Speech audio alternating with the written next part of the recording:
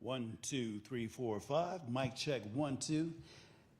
1, 2, 3, 4, 5, 6. 1, 2, 3, 4, 5, 6, 7, 8, 9, 10, 11, 12.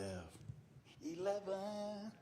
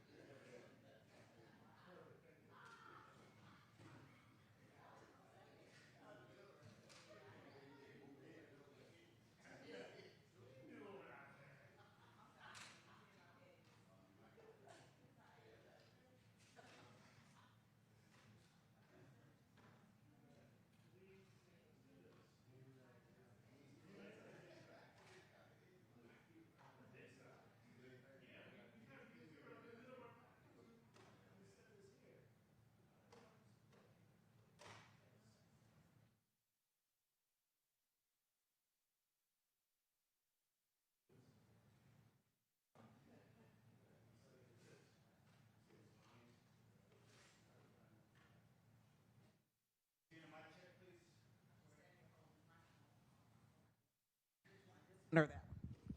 Testing, 1, 2, 3, 4, 5. Testing, testing. Testing.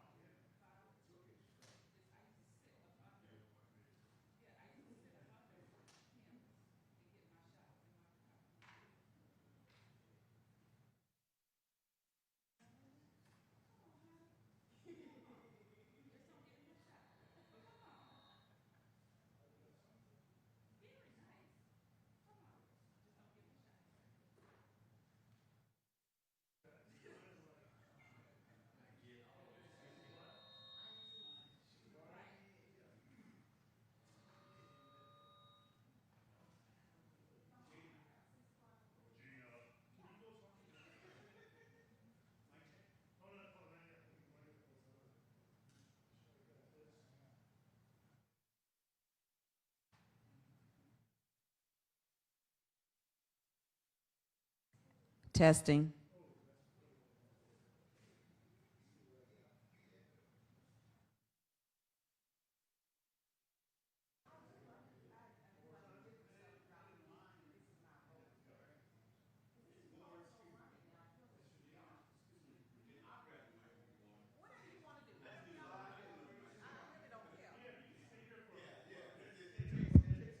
Testing, 1, 2, 3, 4, 5. Testing, testing, testing. This is a mic check. It is a test. This is a test so everybody can get what they need. Test, 1, 2, 3, 4, 5. Are we good? Do I need to continue? Testing, 1, 2, 3, 4, 5. Well, he's still modulating. Testing, 1, 2, 3, 4, 5. Testing. This is a mic test. Are we still overmodulated? Can we hear everything fine? We're going to start shortly.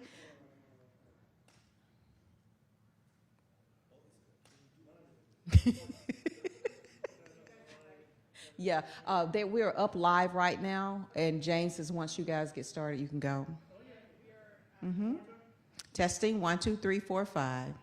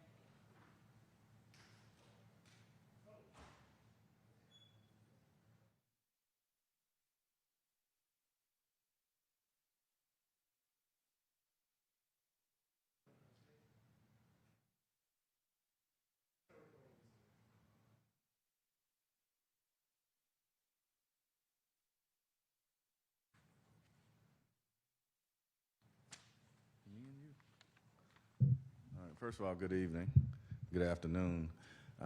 Want to thank Chairman Pitts and his team with respect to multiple conversations we've had about what certainly moving forward after the DOJ. And we've been anticipating the DOJ report, and we are certainly in a space now that we are happy that it has come out. It has right now in it 109 different remedial opportunities for us as we continue.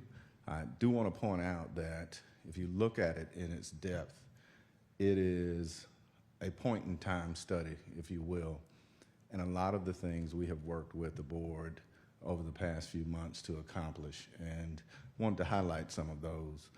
We look at, when I took office as sheriff, we had a population of 3,700 individuals, 600 of them sleeping on the floor. We work with the Board of Commissioners to develop an outsourcing plan. Right now, the population has decreased, ultimately because we have had and formed an inmate advocacy unit, a unit that has gone through and combed through over 30,000 records, worked with the DA's office, worked with the public defender's office, worked with the judges on consent decrees, and released nearly 1,400 people that were considered nonviolent. We also take a look at our accreditation efforts, both with respect to NCCHC, the health accreditation, which we have since attained.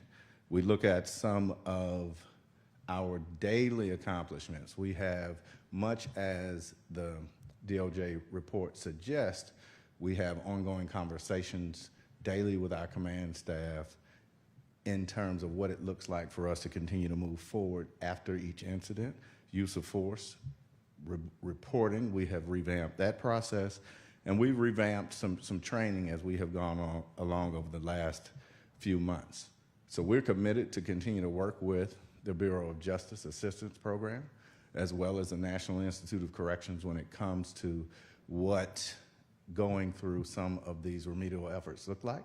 And I would suggest to you, certainly with the board's collaboration, we have been able to do some things both structurally to the building that ultimately the chairman will cover, as well as programmatically in terms of what it looks like for us to hire, retain, and really focus on a better sheriff's office. So I'll turn the mic over to the chairman, and I appreciate it. Thank you. Thank you, Sheriff, and good afternoon, everyone. I concur with the sheriff. We've come a long ways in really a short period of time, and we have a few steps yet to go. But I'm encouraged about where we are. I was eagerly, and we as a board, eagerly awaiting the report from the Department of Justice, which we received. I've not had a chance to read it in its entirety yet, but we'll do so. But what I understand, it's pretty comprehensive, but we've made a lot of changes and adjustments so far, although I will admit that we have things that we need to accomplish going forward, working with the sheriff. So I think that today is a time of us looking forward and not backwards. How do we accomplish some of the things that have been that were pointed out in the study?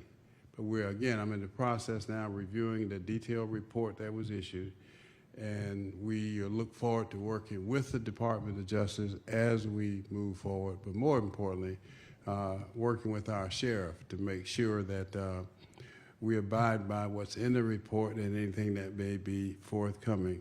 We share the concerns that were outlined, and we're going to be working jointly, cooperatively to address them. We've already begun working on several things, including our jail blitz plan, which is in force now, making considerable progress there, where we've identified issues in 9 of our 11 housing units, and they should be 9 of 11 rather should be finished and completed by the end of the year.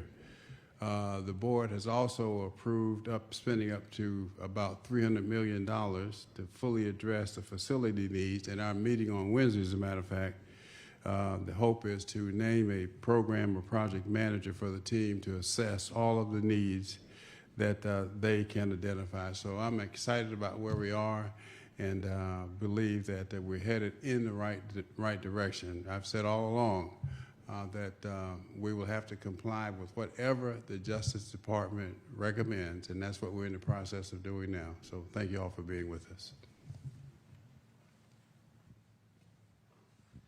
Thank you, Mr. Chairman, Mr. Sheriff. We can take a few questions at this time. Hi there, Eric Perry with Fox 5. You guys seem positive and optimistic, but to be honest, the tone this morning was really damning from the Department of Justice. How serious is this, and were you guys already making plans and making changes before now, or because earlier this morning it seems like no changes had been made? Well, I view that a little differently. If you look at what was said this morning, the tone and tenor was, none of this is new.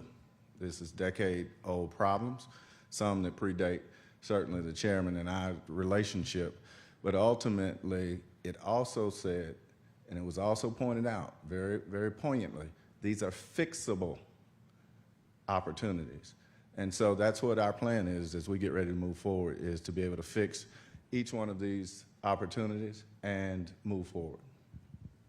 Sheriff, the DOJ said that some of the violence stems from the fact that, or stems from a lack of an adequate classification system that results in really violent inmates being housed with more vulnerable inmates. Do you have any response to that, and is that something you're trying to address? So we are addressing that. I have said quite loudly that we will not be able to just simply throw staffing at this. We're going to have to embrace technology, and we're working with our IT department to do just that. There are classification systems that are a little more robust, and we are presenting those as we get ready to move toward the new budget cycle as well.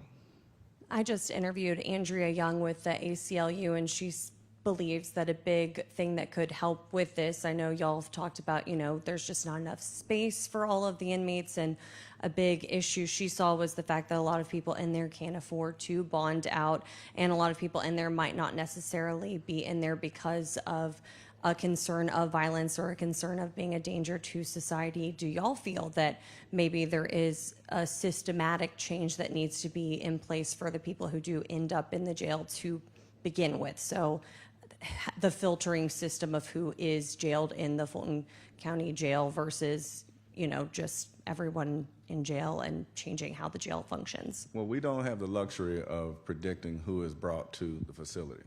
You look at what some of the conversations had around misdemeanor versus felonies, et cetera.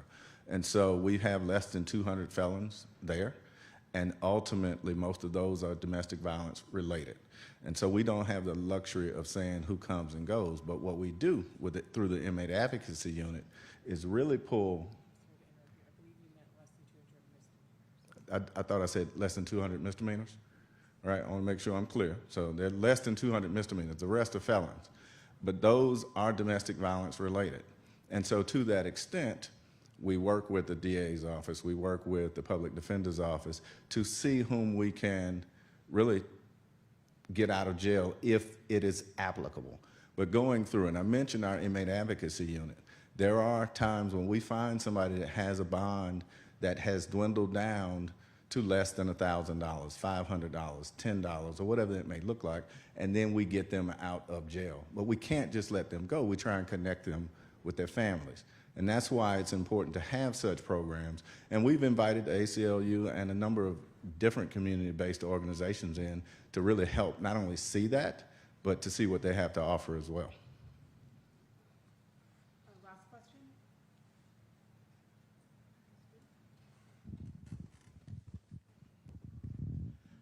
Is there still a push from the sheriff to build a new jail? A lot of the things inside of that report was for structural. They cited some of the inmates going between the walls and darkened alleyways and things like that. Is there still a push? Are you still pushing for a new jail? So it's a great question. And one thing that we have to recognize is that we are going to work with the facility we have. The Board of Commissioners has approved, as you heard Chairman say, up to $300 million in renovations. You have to understand that facility was built to warehouse people. And the first thing we have to do is change the culture of how we get people processed through courts, et cetera. Because can you imagine if we had 1,000 less people even than we had today? And so ultimately, we have to make sure we focus on adjudication. Specifically, we have to have a replacement facility at some point in the future. And that is at the will of the board and the appetite there. But ultimately, a $300 million renovation is a huge step forward.